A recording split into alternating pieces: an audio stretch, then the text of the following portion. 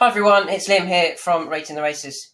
So we're looking at day 2 of the Aintree Festival, and we'll start off with the first race, obviously. I'm quite keen on Langadan, which is boring. I know he's favourite. He does take all the beating here, I'm sure. I think one of the things we can use here is his R figures. And if we go back 3 runs ago when he was obviously behind Galopin de Champs in the Martin Pipe, he achieved a really high figure. And he also achieved a high figure when winning the Imperial Cup. Now, he's had 2 poor runs. That run was just a fitness run. You ignore that. And that run was obviously when he was brought down at the second. There's other horses that have had previous good form, like Navajo Pass, but he's had runs since that he's actually been trying in and hasn't achieved those. These are his 2 most recent runs.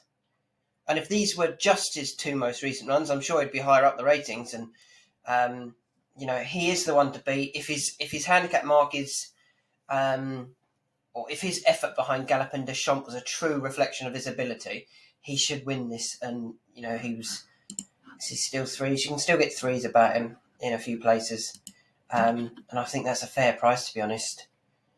I think the biggest danger is our top-rated horse, Fils Dudery. Fils Dudery hadn't had a run for a little while before finishing second at Ascot. I think it was to... can't remember who it was second to. I was going to say Unexpected Party, but now I'm not sure. Unexpected Party, with Gary Claremont in third. Now, that's decent form. And he would be the one that I think is the biggest challenger to Langadan. You can see he hadn't run for 104 days. But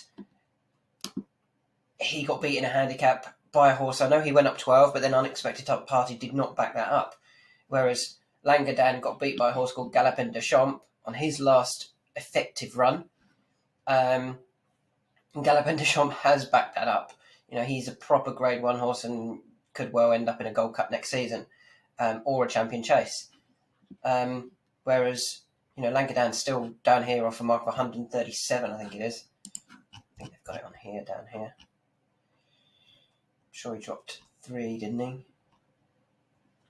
Langadan, 137. So yeah, I think 3s is a fair price about him. Moving on to the 220.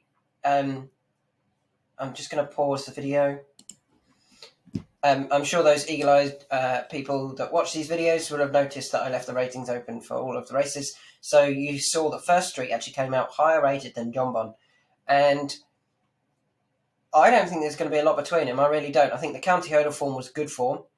And I think John Bon was comfortably put in his place by Constitution Hill. And I think he's a good horse. I do think John Bon's good. I don't think John Bon's amazing. And First Street, I'm sure, is going to serve out to him. For me, though, it's a no-bet race. I don't know, and I won't be getting involved in that at all.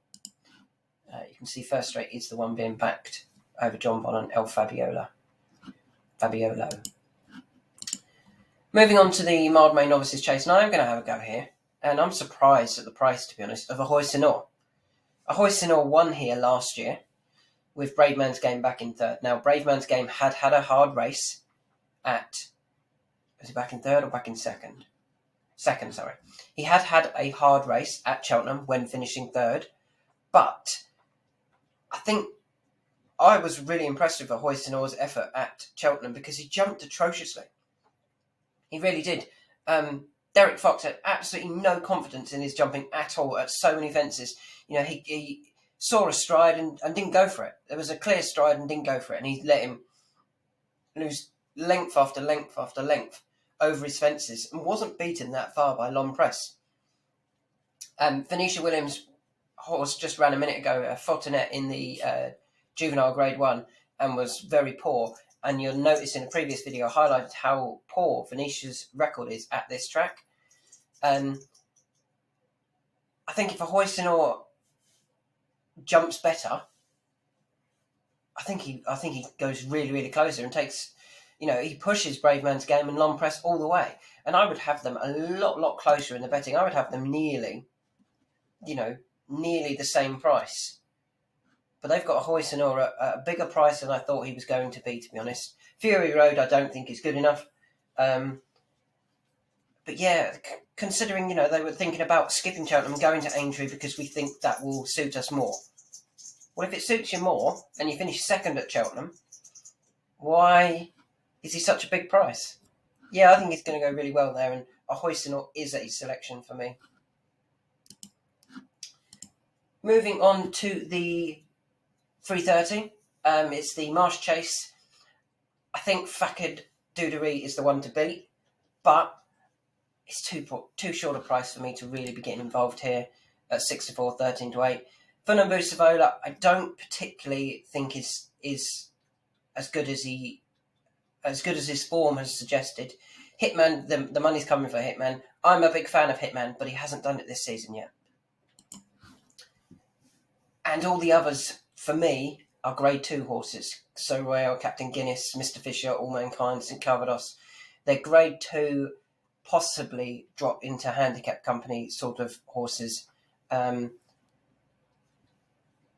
just think if I could have got 2-1 about Fakir Dudery, then I might have had a go on Fakir Dudery. But I just think that's a little bit on the short side. I do think he's a proper Grade 1 horse though, and I'd rather save my money for another race.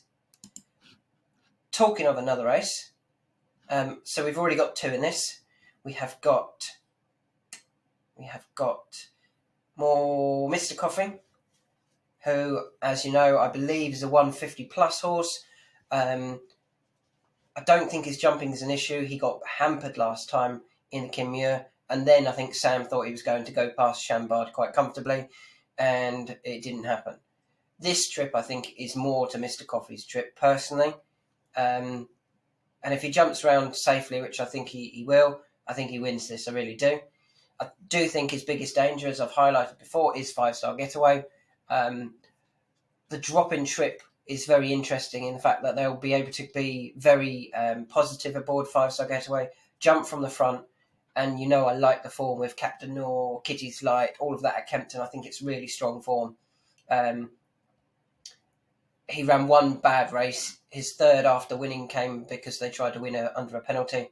But yeah, we're on both of those already. They're a bit shorter already as well. Mr. Coffee now just starting to get backed.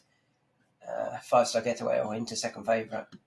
So I like both of those in that race.